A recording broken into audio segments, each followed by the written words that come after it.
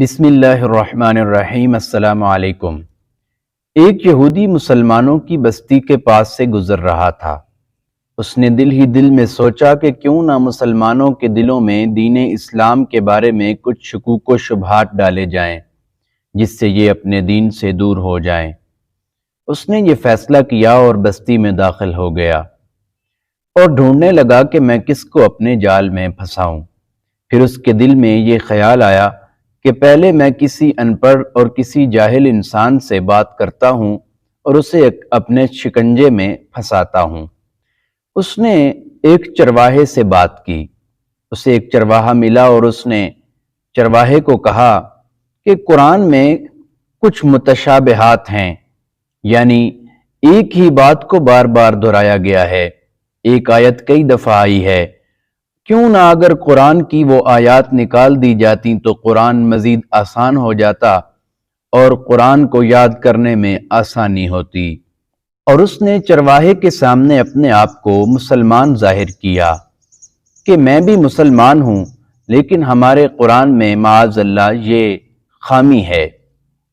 تو اس کے بعد چرواہے نے جواب دیا کہ تمہاری بات تو درست ہے کہ بار بار آیات دہرائی گئی ہیں اور تکرار بھی موجود ہے۔ یہودی کو محسوس ہوا کہ یہ میرے جال میں پھنس گیا ہے اور وہ دل ہی دل میں خوش ہوا۔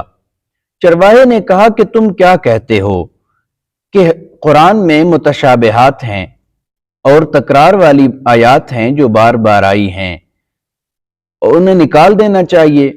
یہودی نے کہا ہاں بالکل نکال دینا چاہیے۔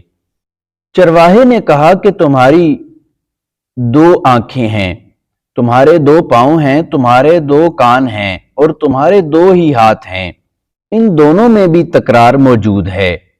اگر تمہارا ایک ہاتھ کاٹ دیا جائے، تمہارا ایک پاؤں کاٹ دیا جائے، تمہاری ایک آنکھ نکال دی جائے اور تمہارا ایک کان بھی کاٹ دیا جائے تو میرے خیال میں تمہارا وزن بھی کم ہو جائے گا اور تمہیں زیادہ غذا کی بھی ضرورت نہیں ہوگی۔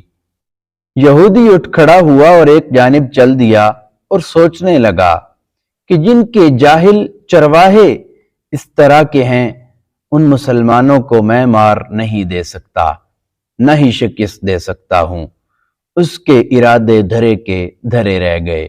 اسے کہتے ہیں دین اسلام پر استقامت اختیار کرنا۔ اللہ تعالی ہم سب کو بھی دین اسلام پر ثابت قدم رکھے۔ ویڈیو اچھی لگی ہے تو ویڈیو کو زیادہ سے زیادہ شیئر کریں۔ بہت شکریہ۔